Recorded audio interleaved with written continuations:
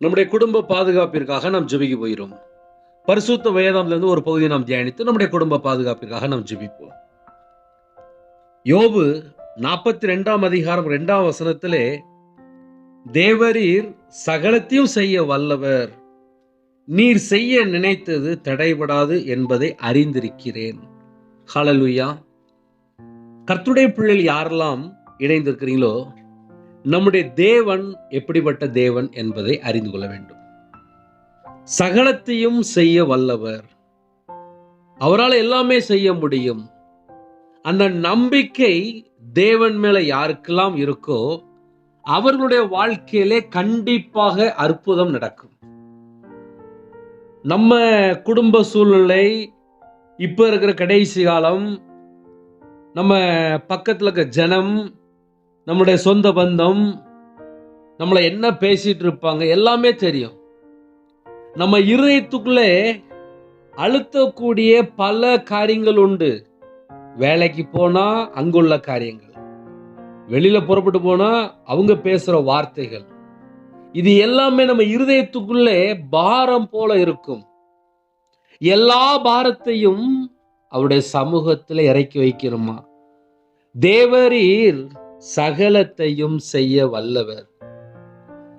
அந்த நம்பிக்கை நமக்கு இருக்குமானால், இந்த செய்தி யாரெல்லாம் கேட்குறீங்களோ, உங்க வாழ்க்கையிலே தேவன் அற்புதம் செய்வார்.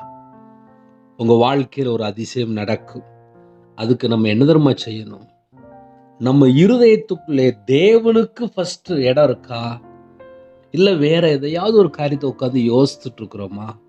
இதை ஏன் கொஞ்சம் ஆழமா சொல்ல வேண்டியிருக்கு அப்படின்னா, நிறைய குடும்பத்திலே கடன் பிரச்சனையா இருக்கலாம், பிள்ளைகள் பிரச்சனையா இருக்கலாம், கணவர் பிரச்சனையா இருக்கலாம், குடும்பத்துடைய காரியம், ஒரு வீடு கட்டுற காரியம், சின்ன ஒரு தடையா இருக்கும். இதெல்லாம் எப்படி மாறும், இதெல்லாம் எப்படி மாறும் அப்படின்னு சொல்லிட்டு புலம்பிட்டு இருப்பாங்க.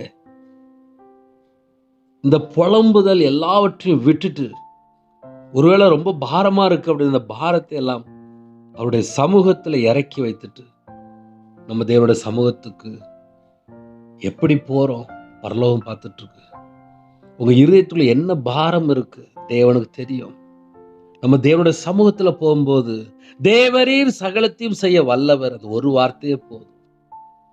நீர் செய்ய நினைத்து தடைபடாது என்பதை அறிந்திருக்கிறேன். யோபு சொன்னது போல, கர்த்தாவே தேவரீர் சகலத்தையும் செய்ய வல்லவர். என் வாழ்க்கையில எனக்கு நீங்க எதெல்லாம் செய்ய நினைச்சிருக்கிறீங்களோ அது எதுவுமே தடைபடாது என்பதை நான் அறிந்திருக்கிறேன்ப்பா. உணர்ந்து சொல்லும் போது, நிறைய குடும்பத்திலே ஒரு பெரிய ஒரு பணக்காரங்க அப்படின்னா அவங்க இதை செஞ்சிருவாங்க. அவங்கள்ட்ட நிறைய பணம் இருக்கு அப்படிம்பாங்க.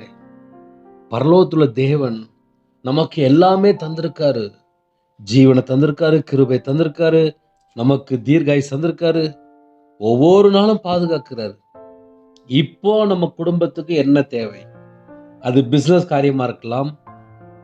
நீங்க எந்த காரியத்துக்காக ஜெபிக்க போறீங்களோ அந்த காரியம் சக்சஸா இருக்கணும் அப்படின்னா, நம்ம நம்பிக்கை கர்த்தர் மேல எந்த அளவுக்கு இருக்கு?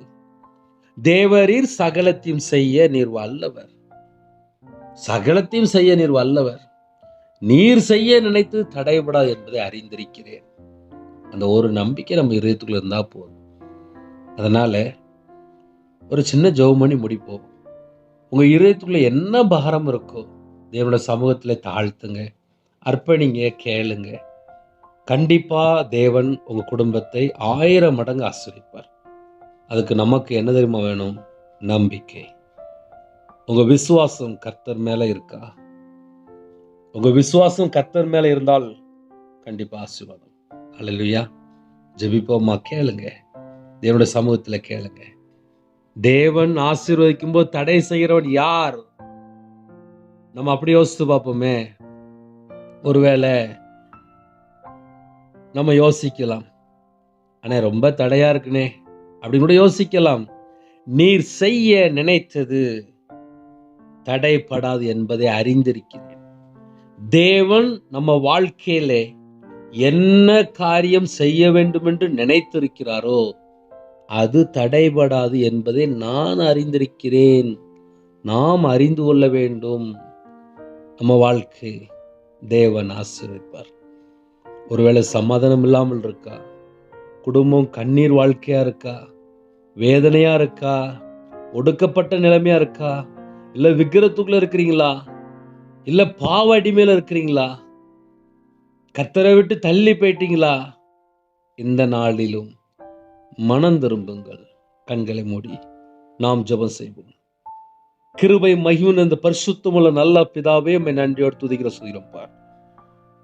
எந்த குடும்பத்திலே இப்பொழுது இணைந்திருக்கிறாங்களோ, கர்த்தருடைய கரம் பிள்ளைகளை தொடட்டும்.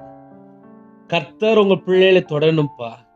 உங்க பிள்ளையோட இதயத்துக்குள்ள என்ன வேதனை இருக்கோ, என்ன துக்கம் இருக்கோ, எந்த காரியத்தை குறித்து புலம்புறாங்களோ, அந்த புலம்பலை ஆனந்த களிப்பா மாற்றித்தாங்க. சமாதானத்தின் தேவன் உங்க பிள்ளையோட இதயத்துக்குள்ள வாங்க. தேவரீர் சகலத்தையும் செய்ய வல்லவர். உங்க பிள்ளையோட வாழ்க்கையில என்னென்ன தேவை இருக்கோ அந்த தேவைகளை தேவன் சந்திக்கணும். சகலத்தையும் செய்யணும்ப்பா. உம்மை நம்பி வந்து நிற்கிறோம். உம்மை நம்பி வந்து நிற்கிறவர்கள் வெட்கப்பட்டு போவதில்லை.